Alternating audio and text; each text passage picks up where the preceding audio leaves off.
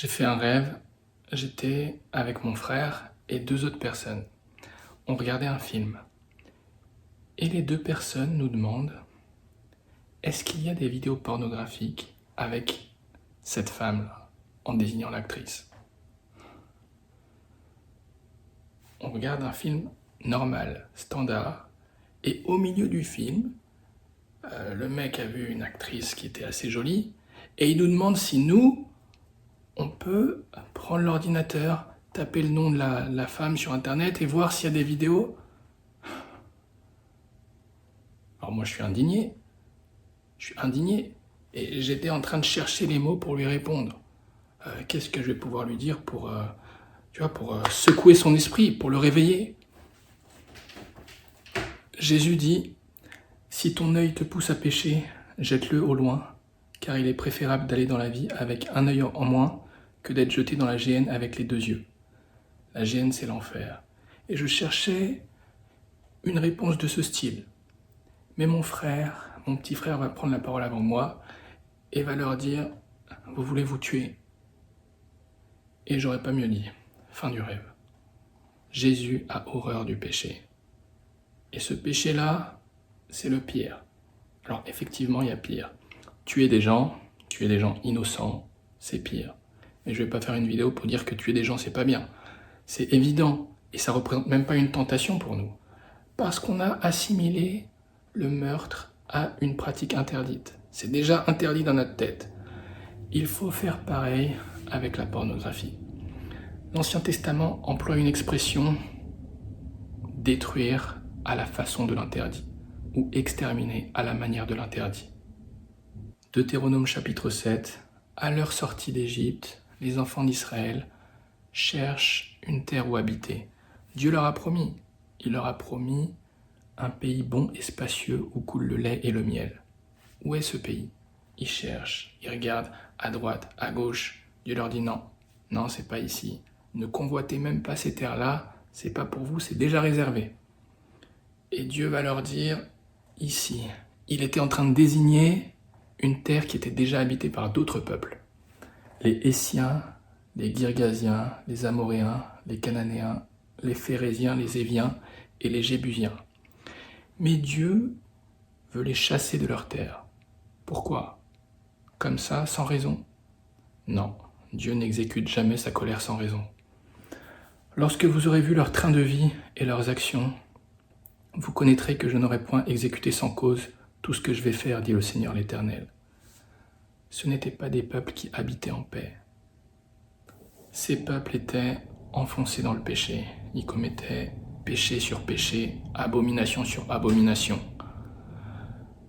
Ils servaient d'autres dieux, des faux dieux, qui leur réclamaient des sacrifices humains, des sacrifices d'enfants. Ils ont bâti les hauts lieux de Tophet pour brûler leurs fils et leurs filles au feu, ce que je n'ai pas commandé et à quoi je n'ai jamais pensé. Tu as aussi pris tes fils et tes filles, tu les as sacrifiés pour être consumés. Tu as égorgé mes fils et tu les as livrés pour les faire passer par le feu à l'honneur de ces idoles. Et Dieu est extrêmement indigné contre eux. Donc il commande au peuple d'Israël, levez-vous, portez-vous vaillamment et faites-leur la guerre. Mais les Hébreux ont peur, parce que ce sont des nations plus grandes et plus puissantes qu'eux. Alors Dieu les encourage, ne les crains pas, ne t'effraie pas à cause d'eux, parce que je suis avec toi. L'Éternel ton Dieu, le Dieu fort, grand et terrible, est au milieu de toi. Je commencerai aujourd'hui à jeter la frayeur et la peur de toi sur les peuples qui sont sous tous les cieux, car ayant ouï parler de toi, ils trembleront et seront en angoisse à cause de ta présence. Et si tu doutes encore, souviens-toi de ton témoignage. T'as un témoignage. L'Égypte, les 10 plaies d'Égypte, la mer Rouge. Souviens-toi de ce que l'Éternel ton Dieu a fait à Pharaon et à tous les Égyptiens, des signes et des miracles, de la main forte et du bras étendu par lequel l'Éternel ton Dieu t'a fait sortir d'Égypte. C'est Dieu qui décide de l'issue de la guerre, et il a décidé de livrer tes ennemis, parce que les ennemis de Dieu sont tes ennemis, entre tes mains. L'Éternel ton Dieu les livrera devant toi, il livrera leur roi entre tes mains. Personne ne pourra subsister devant toi. Maintenant, attention. Et là, Dieu va insister. Une fois que tes ennemis seront entre tes mains et que tu prendras possession de leur ville, la première chose à faire avant tout le reste, exterminez tout à la manière de l'interdit. Détruisez tout à la façon de l'interdit. C'est-à-dire, vous démolirez leurs autels, vous briserez leurs statues, vous couperez leurs bocages et vous brûlerez au feu leurs images taillées. C'est comme une repentance. Tu veux venir à Jésus? Très bonne décision. Mais il faut supprimer tout le reste.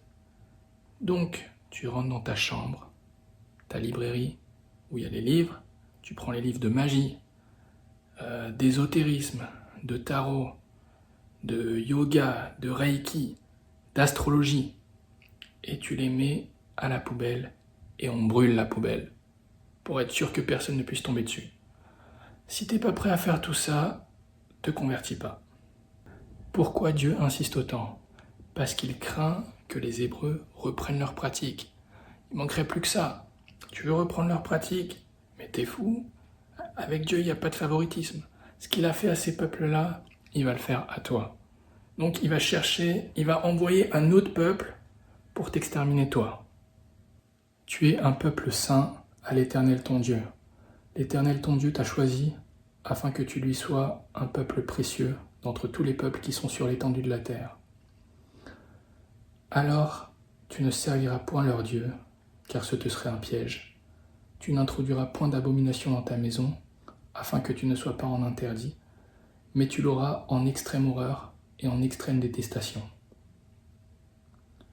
C'est exactement comme ça qu'il faut voir la pornographie. Et si tu le fais, et Dieu va t'aider à le faire, eh bien, beaucoup de bénédictions t'attendent. Il t'aimera, te bénira, te multipliera. Il bénira le fruit de ton ventre, tu seras béni plus que tous les peuples. L'Éternel a promis de faire du bien à Israël, aux gens qui entendent sa parole et la mettent en pratique.